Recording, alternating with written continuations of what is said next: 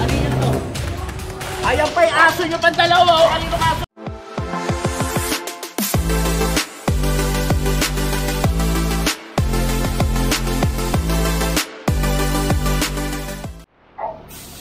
And so, noong nakaraang taon, last December, clearing natin to, sinabihan na sila. Tignan nyo ginawa.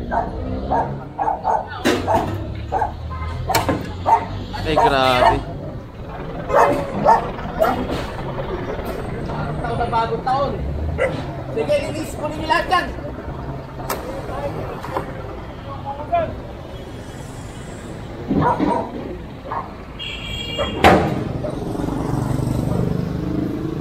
Oo.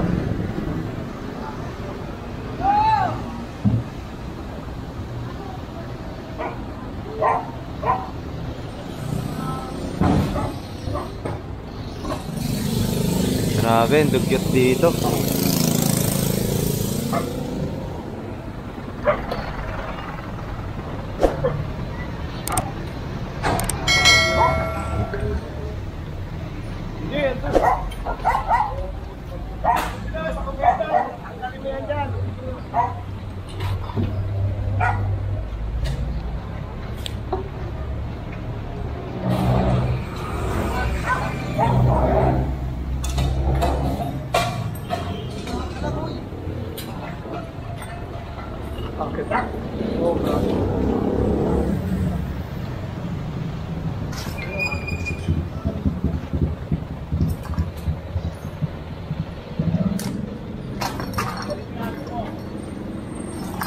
Grabe to.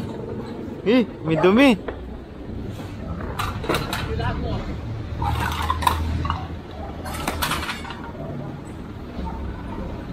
O sige, papaay mo yan.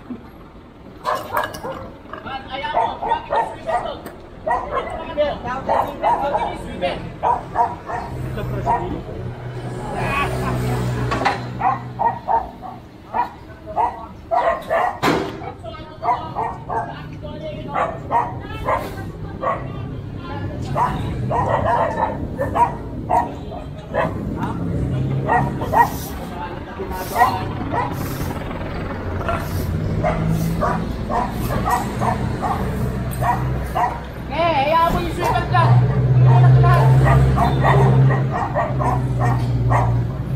Ito, picture mo. Wow. Sobra.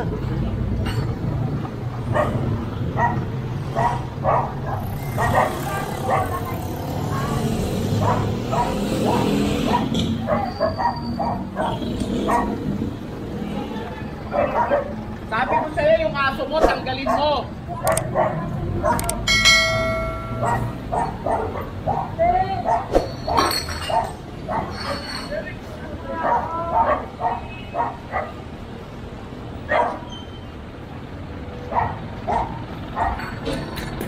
Ibang klaseng amoy na ito.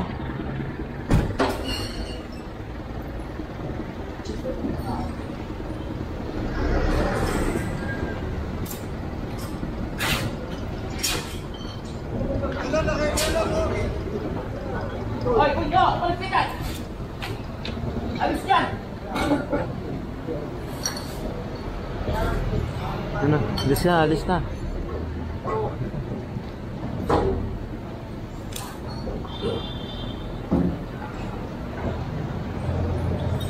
Huwag na kayong babalik dito, ha? Pati ang mga sidecar nyo, pag inabutang umukas yan, pasensyahan tayo.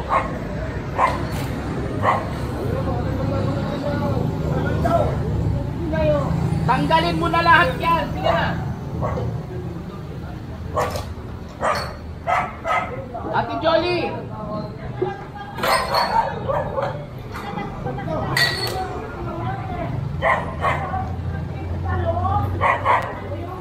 Ayan pa yung aso nyo pang dalawa. O kaninong aso to?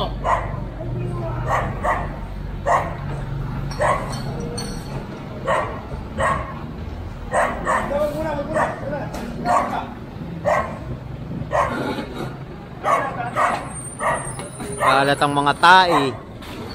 Ihi, sobra ang baho. First time, alam mo, sumasama ako dito sa DPS, lalo na kapag nandiyan dyan yung Leonel. Di ba? Nakikita ko yung mga tambak ng basura. So expected natin may masangsang na amoy yun. Pero iba to. Iba yung amoy na ito. Grabe, sobrang baho.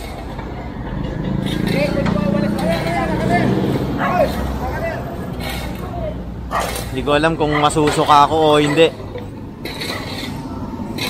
Yung aso mo! Ayaw mo! Iusap yung aso mo!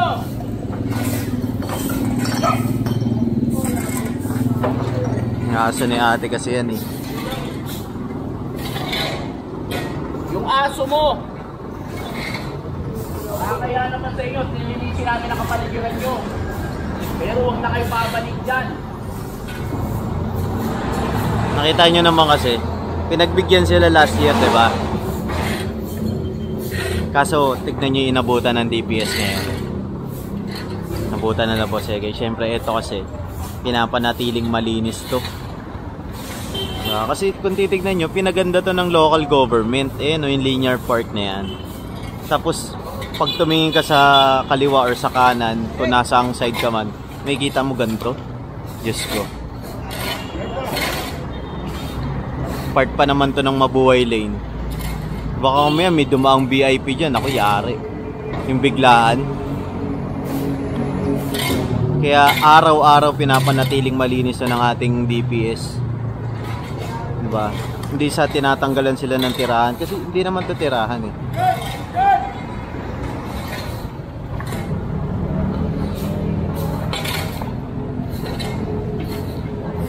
Bangketa to sa kakalsada yung sinakop nila rito kasi grabe baho.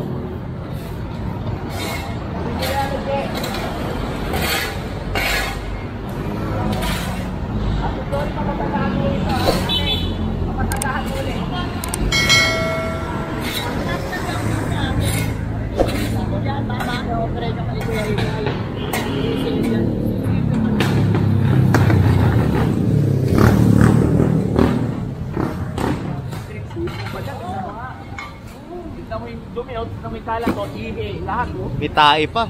Sinabihan ko na yan araw-araw.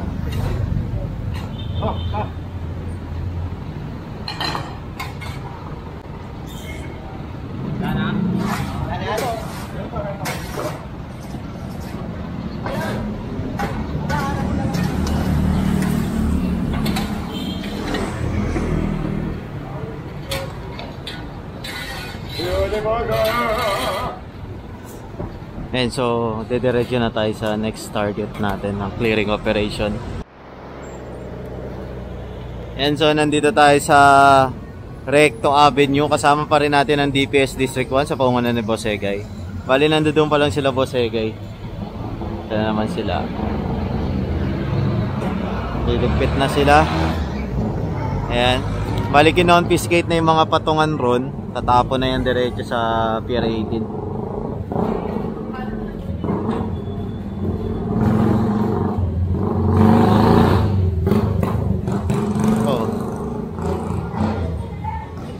Naka-obstruct dito sa bangketa.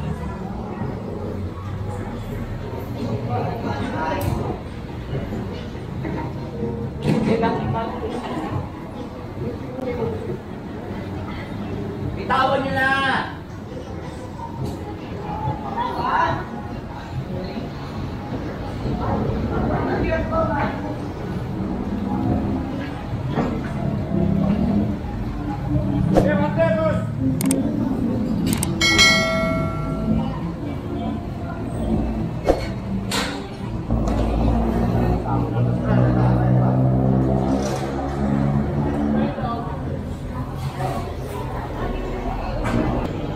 Papasok yata tayo ng Carmen Planas. Ay, baha. Baha eh.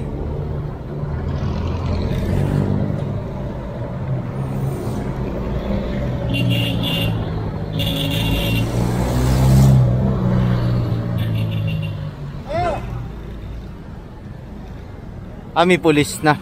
Pinalis na ng mga pulis natin yung mga kariton. Ayan.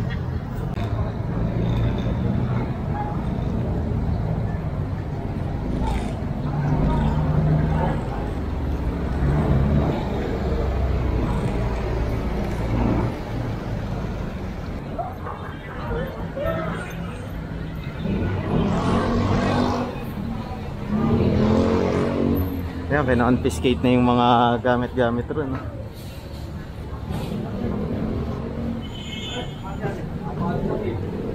Nakatali.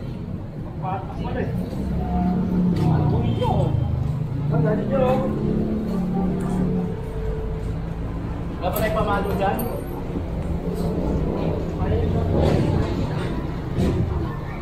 Sige to.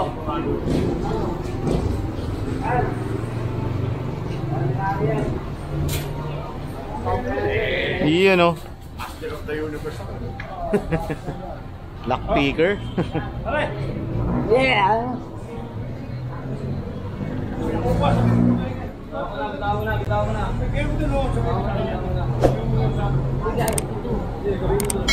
Sabi mo nga muna nga ron.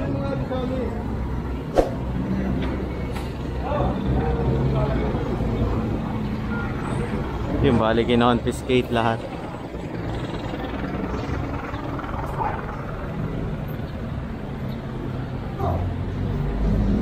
Ano na to?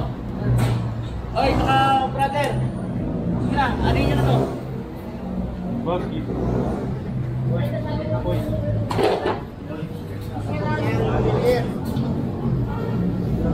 Tuloy nyo na to, ano? Saan?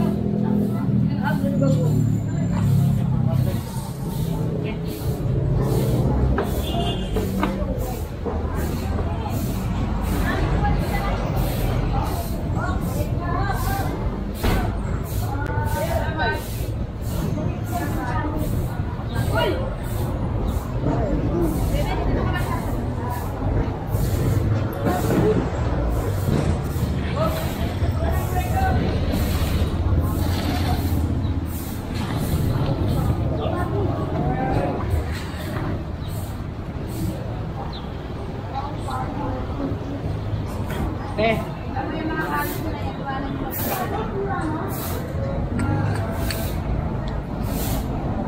Damit-damit pala yun. Ito, tanggalin niyo yan dyan.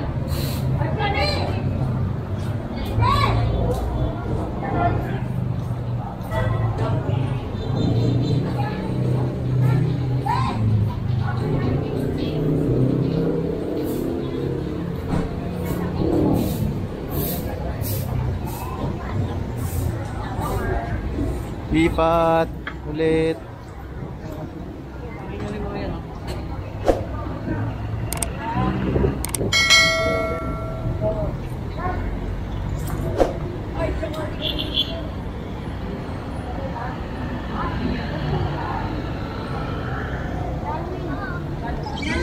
Pa sila.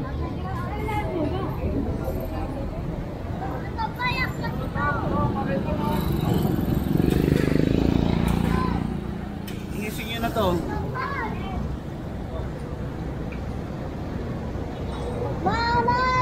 So, tatanggal nyo lahat ng kalsada.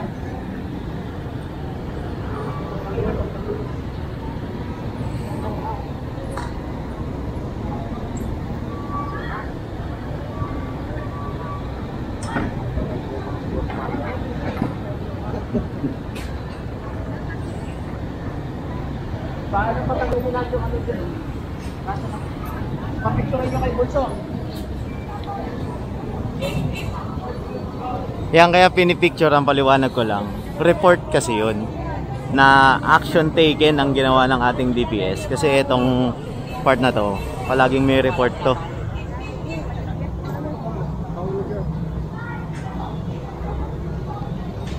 Ayan. Ito tayo.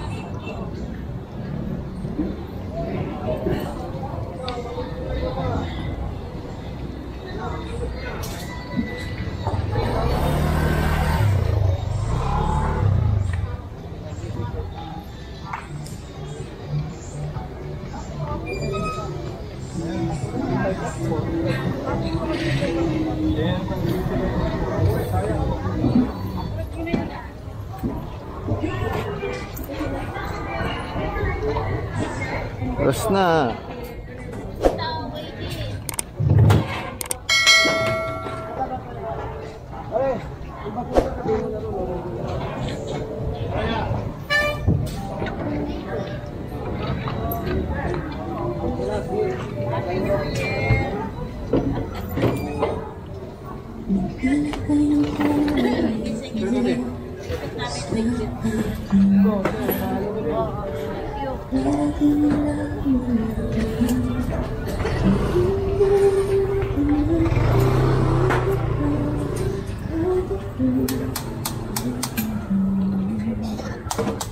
Maka-copyright pa tayo rito.